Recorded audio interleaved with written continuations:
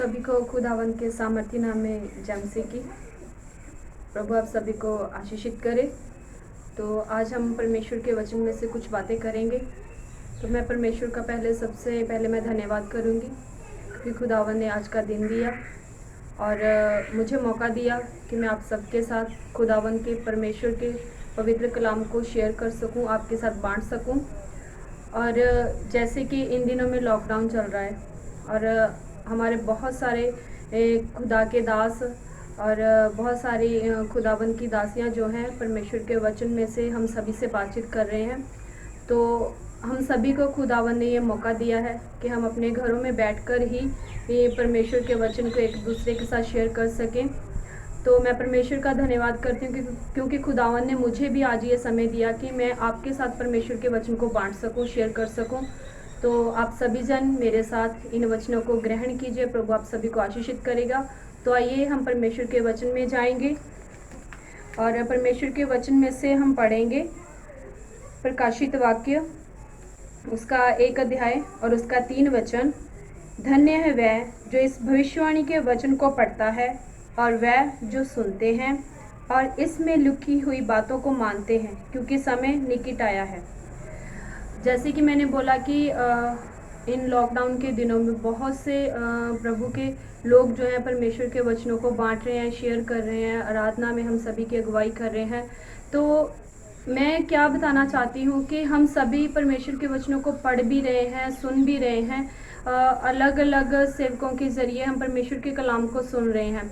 और हम में से अगर हम बोलते हैं कि परमेश्वर के वचन को पढ़ें तो पढ़ भी रहे हैं, अगर हम बोलते हैं कि सुनिए तो सुन भी रहे हैं। बहुत सारे लोग ऐसे हैं जो वचनों को पढ़ते भी हैं, सुनते भी हैं, लेकिन एक परमेश्वर का जो वचन बयान करता है कि इन वचनों को मानना है, इन जो कलाम की जो बातें लिखी हुई हैं हमारे पास, ये जो खुदावन का पवित्र कलाम है, लोग इनको कितना मानते हैं। हम देखते हैं कि लोग पढ़ते भी हैं, सुनते भी हैं, लेकिन जो जब मानने की बात आती है तो वो उनके जीवन में वचन जो है दिखाई नहीं देता। वो हम जैसे कि हम देखते हैं कि कुछ लोग नौजवान जो हैं या नौजवान लड़के लड़कियां जो हैं वो चर्च में भी आते हैं, खुदावन के वचन को सुनते भी हैं, पढ़ते भी हैं, लेकिन उनके जीवन में कहीं ना कहीं कुछ ऐसी त्रुटियां रह जाती हैं, कुछ ऐसी घटियां कमियां रह जाती हैं कि वो इन वचनों को मानते नहीं हैं। हम में से बहुत से लोग ऐसे होंगे जो परमेश्वर के वचन को पढ़ते भी हैं, सुनते, बड़े बड़े प्रचारक जो उनके वचनों को सुनते हैं, लेकिन उनके जीवन में खुदावन का कलाम नहीं होता।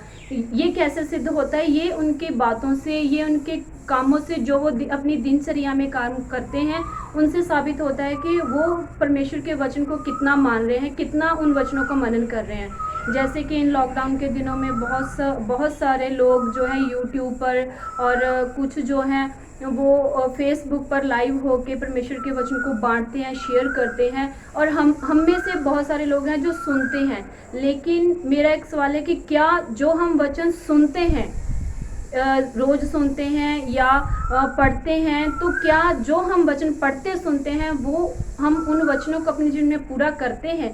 क्या हम कुछ समय लगाकर उन वचनों पर मनन करते हैं? तो मैं आप सभी से यही कहना चाहती हूँ कि हम इन दिनों में खुदावन, ये हमारे पास बहुत ही अच्छा समय है क्योंकि हम ज़्यादा अपने कामों में व्यस्त नहीं हैं। हमारे पास बहुत समय है कि हम खुदावन के वचनों को पढ़ सकें। जैसे कि 119 भजन संहिता में लिखा है, उसका 9 वचन कि जवान किस उपाय से अपनी जवानी को शुद्ध रख सकता है, अपनी चाल को कैसे शुद्ध रखता है, वरन तेरे वचन के अनुसार सावधान रहे। तो मैं कहना चाहती हूँ कि जो नौजवान बुरी संगति में हैं, बुरे लोगों के साथ मेल मिलाप है उनका, तो वो परमेश्वर के वचन को पढ़ें, सुने, पढ़ने के साथ साथ, सुनने के साथ साथ वो खुदावन के वचन पर मनन करें। क्योंकि परमेश्वर का वचन कहता है कि अगर सुनने वाले धन्य हैं, पढ़ने वाले धन्य हैं, तो मानने वाले भी धन्य हैं।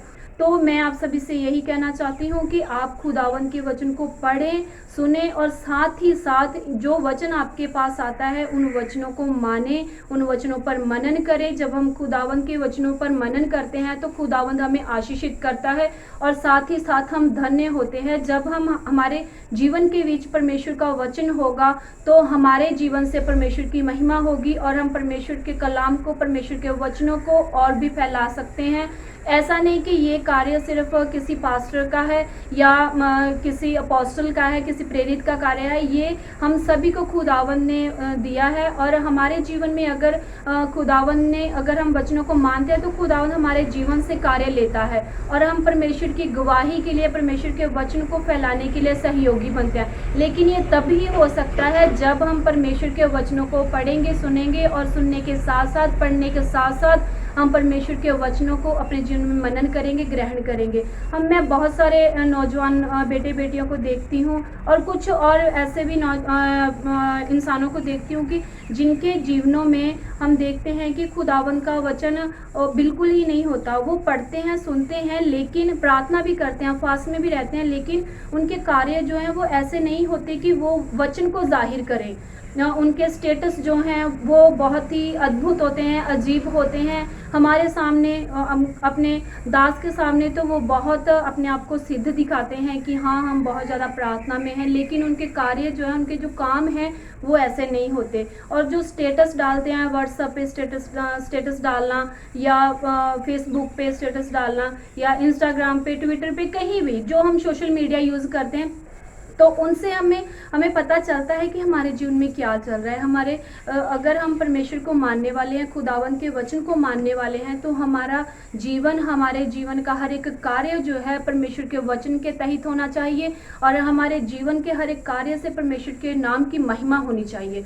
तो मैं आप सभी को यही रिक्वेस्ट करूंगी कि आप जब वचनों को पढ़ते हैं, सुनते हैं, तो इन दोनों बातों के साथ साथ आप खुदावन के हर एक वचन जो आपके पास आता है उन वचनों पर मनन करें, अकेले बैठकर मनन करें। और जब आप प्रार्थना में बैठते हैं तो उस टाइम आप जो खुदावन का वचन आपके पास पहुंचा हुआ है, जो आपको खुदावन का वचन आपके पास आता है, उन वचनों को आप मनन कीजिए, उन पर गौर कीजिए, उन पर ध्यान कीजिए कि क्या हमारे जीवन में ये वचन पूरा हो रहा है।